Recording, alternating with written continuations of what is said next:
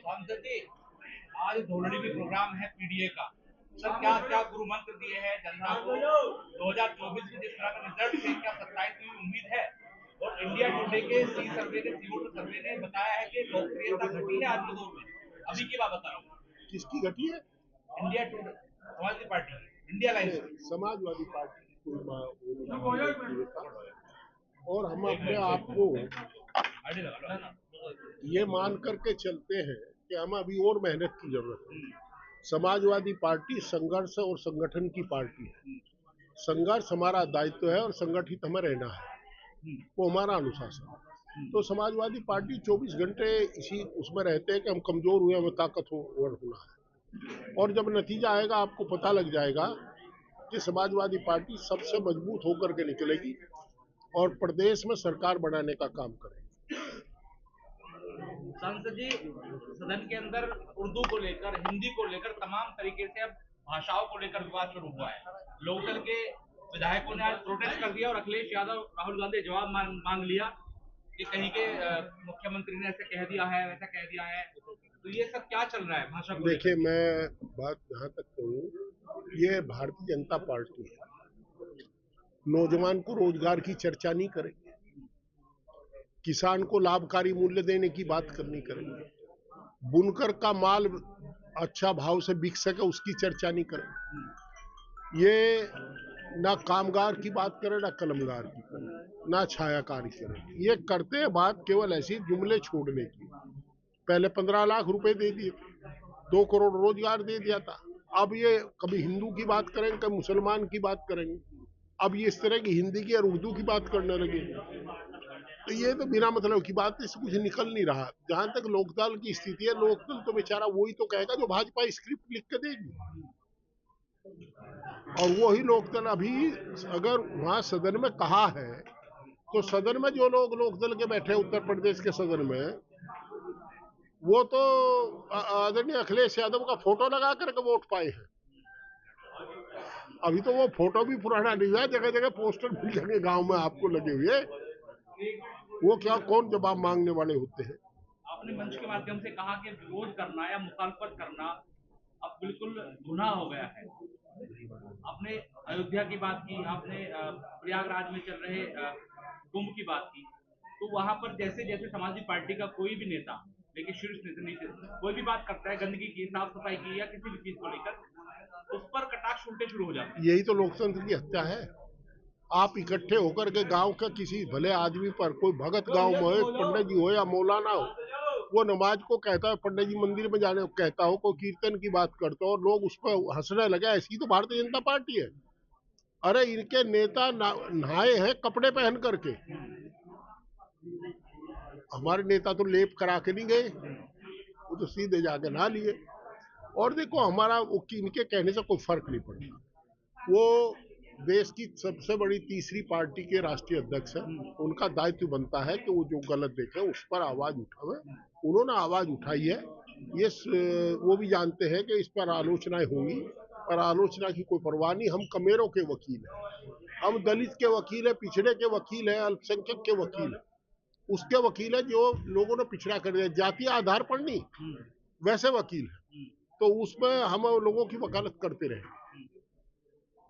सांसद जी, आपने कहा कि जो पाठशाला है नेता बनाने की, छोटे छोटे चुनाव, चाहे राजनीति यूनिवर्सिटी शुरू हुई हो या कहीं से शुरू हो, सब खत्म होता जा रहा है, विलुप्त होता जा रहा है। नेता नहीं है तो बोल नहीं रहे हैं। अच्छा बताओ, मैं गलत कह रहा? भाई आप पत्रकार हैं, पिछले 7 साल से जब से मोदी जी की सरकार आई, योगी जी की सरकार आई, मोदी जी की आई, आपने कितने धरने प्रदर्शन देखे? पहले यार हर तीसरे चौथे महीने एक ना एक जिले में लाठीचार्ज हो जाता था। अब तो सब डरने लगे, इतने मुकदमे लगा दे, व्यक्तिगत दुश्मनी है। पहले सरकारें आंदोलनकारी को ये समझते हैं कि तुम्हारी मदद कर रहा है, तुम्हारे अधिकारियों की कमी तुम्हें बता रहा है। अब समझते हैं दुश्मन।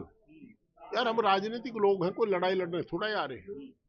तो पाठशाला तो खत्म होगी भाई। अब देखिए, जो लोग पहले राजनीति में आए वो संघर्ष से आए, अब कहां से आ रहे? अब तो पैसे के बल पे ही तो आ रहे। और भाई अब जब वोट भी मोदी जी ऐसा कर रहे हैं, कि जानबूझ करके जुमले दे देंगे, लोगों का मूलभूत मामलों से विरोध हट जाए। आप ये भट्टा उद्योग है, आपके जिले में भी है, पूछिए कोयला मंगा सकता है कोई? अदानी इंपोर्ट करेगा, भाव अदानी खुलेगा। जो कोयला पहले 5,000 रुपये आता है, शायद 16,000 या 17,000 रुपये, 12,000 कितना है मुझे पता नहीं, पर डबल से ज्यादा है। तो हर मामले में यही है, हर काम अदानी को सौंप दिया। अब तो अंबानी भी नंबर 2 पे चला गया। और ये सुना मैंने कि इसकी कोई इंडस्ट्री भी नहीं कही है कहीं भी, ये तो हवा में ही मार रहा सब। मेरा आपसे सवाल है, नेता तो विरोध कर नहीं पाते, वकील थे जो कोर्ट में फाइल कर देते थे और हड़ताल लग जाती सरकारों को। अब एडवोकेट अमेंडमेंट एक्ट भी लाया जा रहा है, आप विरोध भी नहीं कर सकते हैं, वहां भी धरने प्रदर्शन करना। नहीं, हमने उसका विरोध किया है। हमारे जिले में हमारी बार बड़ी सक्रिय बार है, मजबूत है। उन्होंने आंदोलन किया था, हमने उसका विरोध किया, उनको समर्थन किया वकीलों का। समाजवादी पार्टी वकीलों के सम्मान के साथ है, क्योंकि वकील भी भारत का नागरिक है, जिम्मेदार नागरिक है, तो हम साथ हैं। हाईकोर्ट बेंच की पैरवी पश्चिम उत्तर प्रदेश के नेता कर नहीं पाते इस तरह के आरोप, क्योंकि आप चुनाव तो यार एक बात बताऊं, हाईकोर्ट बेंच कौन देगा? सरकार। वो एक प्रस्ताव कर दे, उसे स्वीकार कर ले।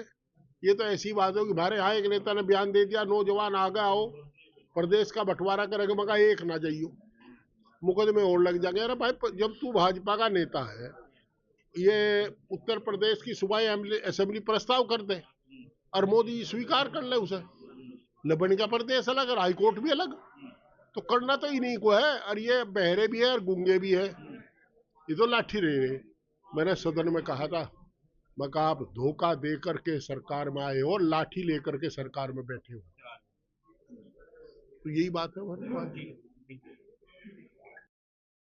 प्रेम hospital and modular test tube baby centre पिछले 30 वर्षों से निरंतर आपकी सेवा करते हुए अब और भी बेहतर रूप में बिजली बम्बा बाईपास पे भी state of the art infrastructure, 24 घंटे इमरजेंसी एवं ICU, gynaecology, obstetrics, laparoscopic surgery, laser surgery, cosmetic surgery, infertility, paediatrics, NICU, trauma आदि एडवांस्ड सुविधाओं के साथ कैशलेस सुविधा उपलब्ध है। Prem hospital, inspiring healing, empowering lives, near Shopprix mall, Bijli Bamba bypass, Meerut. Swami Vivekanand Subharti University, one of the leading universities of North India. 250 acres campus, 220 plus professional and vocational programs, 20,000 plus students, state of the art infrastructure. Come and give wings to your career with Swami Vivekanand Subharti University, where education is a passion. NH58, Meerut, Delhi, NCR. Sir, आज धोरडी फिर पहुंचे हैं, फिर रूबरू हुए हैं और आवाम को क्या संदेश, क्या मैसेज दिया है पीडीए के ताल्लुक?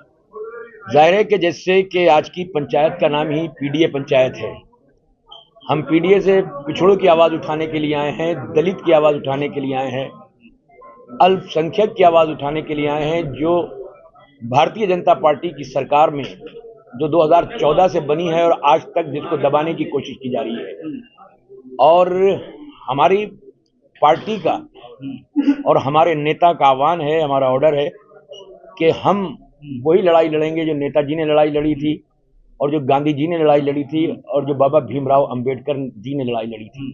भारतीय जनता पार्टी वो प्रियम्बल, जैसा कि मैंने भाषण में कहा, वो प्रियम्बल जो संविधान में बनाया गया है, उस प्रियम्बल की, उस उद्देशिका की एक एक चीज को दबाने की कोशिश कर रही है।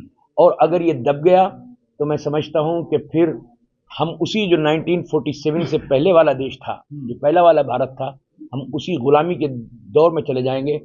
इसलिए हर समाजवादी का ही नहीं बल्कि हर देशवासी का दायित्व हो जाता है कि वो पीडीए की आवाज उठाए और पीडीए की जो पिछड़े दलित, वो कोई भी जाति का हो, जिस तरह से हमारी पार्टी को लिमिटेड करने के लिए उन्होंने ही कहा था कि MY पार्टी का फैक्टर है, समाजवादी पार्टी जो है वो मुस्लिम और यादव की पार्टी है, बल्कि मुस्लिम और यादव की पार्टी नहीं बल्कि पिछड़ों की पार्टी है समाजवादी पार्टी। जी सर, आप लगातार बढ़ाने की कोशिश कर रहे हैं समाजवादी पार्टी को, आह्वान क्यों नहीं कर पा रहे हैं ऐसे नेताओं का जिनका उत्पीड़न हो रहा है? इकबाल साहब की तमाम संपत्ति को जब्त किया जा रहा है, सहारनपुर के वैश्विक के बड़े नेता हैं मुस्लिमों के, हालांकि वो बात अलग है, वो बहुजन समाज पार्टी के लीडर हैं। लेकिन फिर भी किसी के मुंह से कोई शब्द क्यों नहीं निकल रहे? हालांकि सांसद जी ने कहा विरोध जो करता है वो पकड़ा जाता है। जैसे ऐसा है कि ये सारी अदालतें इसीलिए खुली हुई हैं, वकील, वकालतें, और अदालतें खुली हुई है, और इसलिए अदालतों के दरवाजे खुले हुए हैं। तो जाहिर है कि वो इकबाल हो या महमूद हो या कोई भी हो, वो अपनी बात रखने के लिए अदालत के लिए आज़ाद है, और मैं समझता हूँ आज़ाद होकर वो लड़ेंगे, और जो गलती पे है उसको सज़ा मिलेगी, और जो बेकसूर है वो ज़रूर उनको जो बेकसूरी का जो है उन्हें तमगा मिलकर और वो आज़ाद होंगे और अपना काम करेंगे। सर, उत्तर प्रदेश के अंदर देखा जा रहा है कि यहाँ से जो अतिक्रमण हटाने के नाम पर जो धार्मिक स्थल है उनको तोड़ने का काम किया जा रहा है। सुप्रीम कोर्ट की फटकार के बावजूद भी चीजें नहीं रुक पा रही हैं। तो मैं बार बार हम यही करेंगे, पीडीए की जो पंचायतें हो रही हैं, हम संविधान बचाओ की, जो संविधान बचाओ का नारा जो हमारे पिछले चुनाव लोकसभा में हुआ था, वो संविधान बचाने के ही नाम पर जनता ने इतने वोट दिए कि अगर हम 43 सीटों को अगर एक साथ जमा करें तो मैं समझता हूं कि फुल फ्लैश सरकार जो है, अगर उसको कैलकुलेट करें विधानसभाओं में, तो हमारी फुल फ्लैश सरकार जो है 2027 में आ रही है। सर, आप दुहाई देते हैं इंडिया लाइन्स की। हमने हरियाणा में देखा, अपने महाराष्ट्र में देखा, और अब दिल्ली के अंदर समाजवादी पार्टी के राष्ट्रीय अध्यक्ष आम आदमी पार्टी के पक्ष में पहुंचे। ममता बनर्जी ने बकायदा उनका जो है उनको सपोर्ट किया, लेकिन देखिए मैं समझ गया क्या सवाल कर रहे हैं आप। हुआ ये कि इंडिया लाइन्स की एक पार्टी सत्ता से बाहर हो गई। भाई देखिए, ऐसा है कि दो सवाल आप लोग कर रहे हैं आजकल। वो सवाल ये कर रहे हैं कि सारे मिलने के बाद भी हरियाणा में क्यों हार गए, दिल्ली में क्यों हार गए। ये आपको भी पता है कि कैसे हरा रहे हैं वो और कैसे जीत रहे हैं वो। सर, वही तो पूछना है, बताइए आप कैसे हरा रहे हैं, कैसे जीत रहे हैं। आप पत्रकारिता कर रहे हैं। पहली बात तो ये कि चुनाव से पहले वो इतने वोट काट देते हैं एक एक विधानसभा में, और चिल्लाते रहते हैं आज सुनने वाला कोई नहीं है। एजेंसियों पे हर चीज पे उनका कब्जा है, आज सुनने वाला कोई नहीं है। 15,000 20,000 वोट एक एक विधानसभा में काट रहे हैं वो, और उसके बाद जो उनका एडमिनिस्ट्रेशन है वो बूथों पर समाजवादी पार्टी या इंडियन गठबंधन के लोगों को वोट ही डालने नहीं देते हैं। तो कहां से लोकतंत्र का गला घोट रहे हैं। इंडिया अलायंस को कैसे मुस्तैद रखा जाए? कांग्रेस के साथ समाजवादी पार्टी नहीं गई, या ये कन्विंस नहीं किया गया कि आम आदमी पार्टी कांग्रेस साथ मिलकर लड़ लें तो दिल्ली बच जाए। दिल्ली का किला भी ढह गया है। और बात कही आपने वोट काटने की, तो 49 लाख वोटों को लेकर जो सवाल चल रहा है वो पूछ रहे हैं लगातार राहुल गांधी। चुनाव आयोग नहीं जवाब दे रहा, वो बात अलग है, लेकिन मैं बात कर रहा हूँ एकजुटता की। एकजुटता कैसे होगी सर? एकजुटता हो गई।